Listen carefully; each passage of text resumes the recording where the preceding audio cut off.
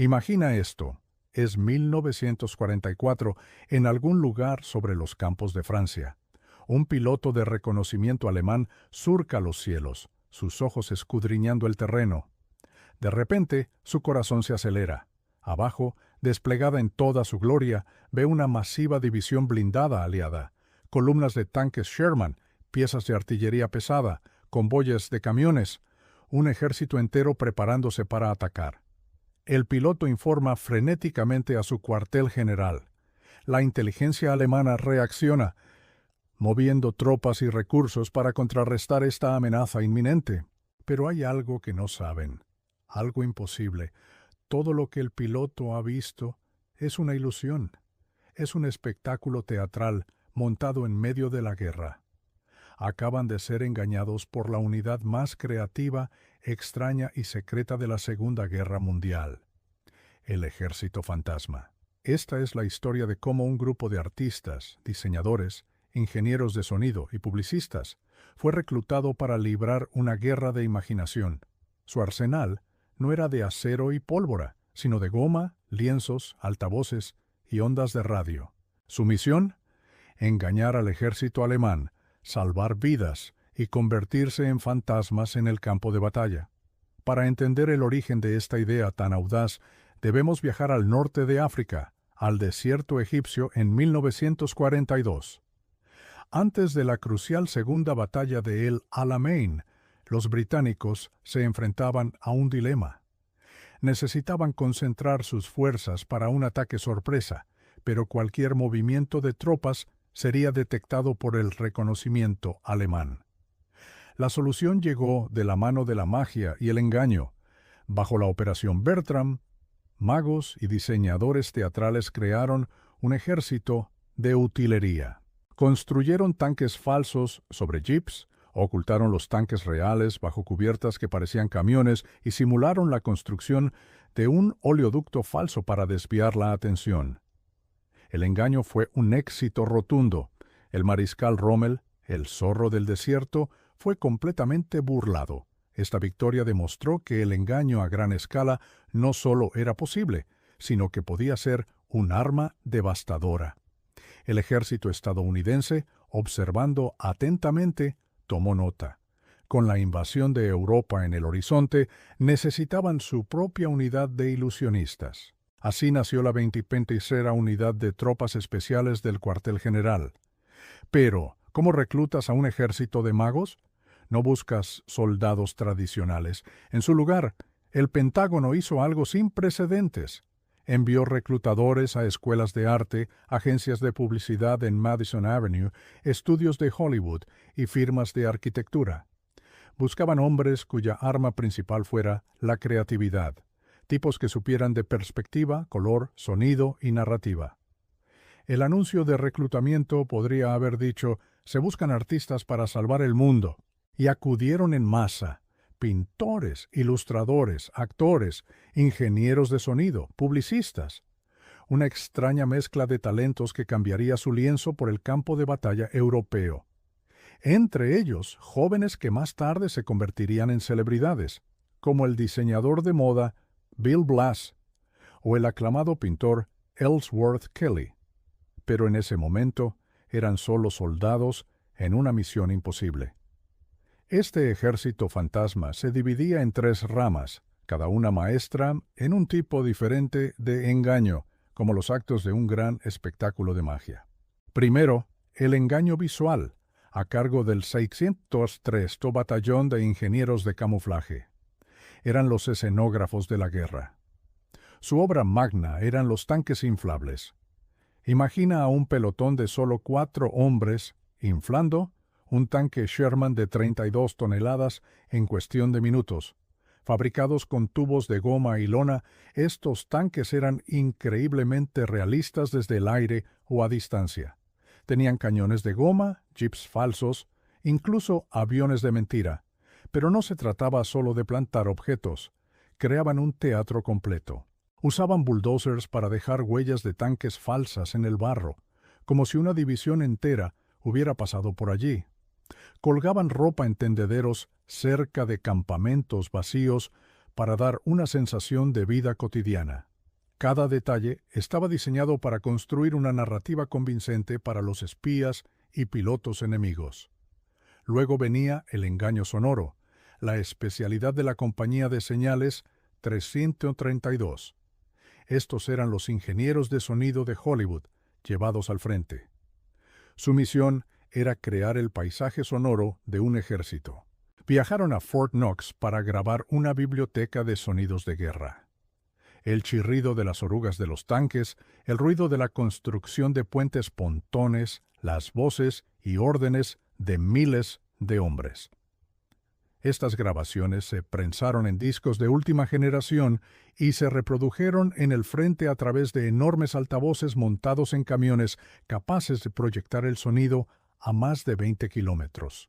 Por la noche, mientras los soldados alemanes intentaban dormir al otro lado del frente, escuchaban el estruendo de una división blindada que se acercaba, o el sonido inconfundible de la construcción de un puente indicando un cruce inminente del río. Era una guerra psicológica, diseñada para sembrar la confusión y el miedo usando nada más que el sonido. Finalmente, la joya de la corona, el engaño por radio, realizado por la Compañía de Señales Especial. Este era quizás el engaño más sutil y brillante de todos. Sabían que la inteligencia alemana no solo escuchaba los mensajes de radio, sino que también identificaba a las unidades por el estilo único de cada operador de código Morse, su firma o puño. Era como reconocer la caligrafía de alguien. Los operadores del ejército fantasma eran maestros imitadores. Estudiaban las firmas de los operadores de las unidades que debían suplantar y las replicaban a la perfección. Así, cuando una división real era retirada secretamente del frente para ir a otro lugar, el ejército fantasma ocupaba su lugar en las ondas de radio transmitiendo mensajes falsos, pero con el puño correcto, convenciendo a los alemanes de que la división nunca se había movido. ¿Era un engaño a nivel de identidad? Una falsificación perfecta en el éter. Con estas herramientas, el ejército fantasma llevó a cabo más de 20 operaciones, verdaderas obras maestras del engaño. En la operación Brest, por ejemplo, apenas 1.100 hombres de la unidad simularon la presencia de 2 divisiones completas, unos 30.000 soldados, engañando a los alemanes para que mantuvieran fuerzas significativas defendiendo un puerto que no era el objetivo principal. Pero su actuación más espectacular fue la Operación Viersen, en marzo de 1945. Los aliados se preparaban para el cruce masivo del río Rin, el último gran obstáculo hacia el corazón de Alemania. La operación real, llamada Plunder, se llevaría a cabo en un punto, pero para minimizar las bajas necesitaban que los alemanes concentraran sus defensas en otro lugar. Aquí entró en escena el ejército fantasma. A unos 15 kilómetros al sur del punto de cruce real, los 1.100 hombres de la 23ª unidad comenzaron su gran actuación. Inflaron cientos de tanques y vehículos, los dispusieron en formaciones de ataque. Por la noche los altavoces rugieron con el sonido de la construcción de puentes y el movimiento de blindados. Los operadores de radio imitaron las comunicaciones de 2 divisiones enteras. El engaño fue tan perfecto que todo un cuerpo de ejército alemán, incluyendo 2 divisiones Panzer, se movilizó para repeler el ataque fantasma, dejando el verdadero punto de cruce peligrosamente debilitado. Gracias a esta increíble obra de teatro, las tropas aliadas cruzaron el Rin con muchas menos bajas de las esperadas. Se estima que el ejército fantasma salvó miles, quizás decenas de miles, de vidas. Pero no nos equivoquemos, esto no era un juego. El trabajo del ejército fantasma era atraer el fuego enemigo. Su éxito se medía por la cantidad de artillería que caía sobre sus posiciones falsas. Eran un blanco deliberado.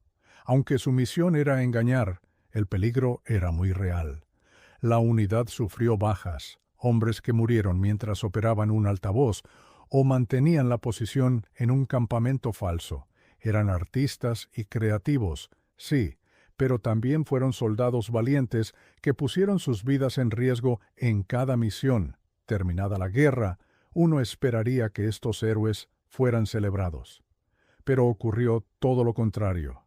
Su misión fue clasificada como alto secreto. La tecnología y las tácticas eran demasiado valiosas para revelarlas.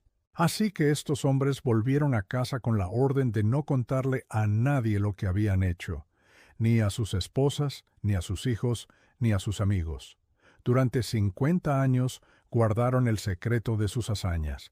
Se convirtieron en artistas famosos, diseñadores de éxito, arquitectos respetados, pero la parte más increíble de sus vidas permaneció oculta. Vivieron como fantasmas incluso en tiempos de paz. No fue hasta que los documentos se desclasificaron en 1996 que el mundo comenzó a conocer su increíble historia.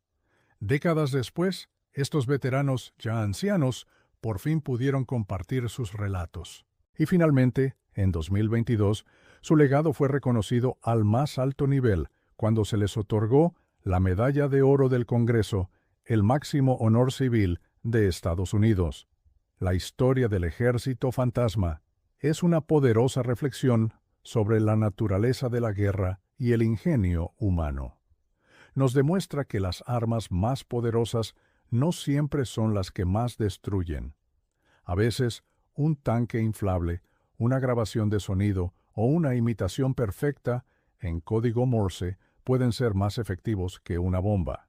Es un tributo al poder de la creatividad, la imaginación y el arte, utilizados no para crear belleza en un lienzo, sino para salvar vidas en el campo de batalla más grande de la historia.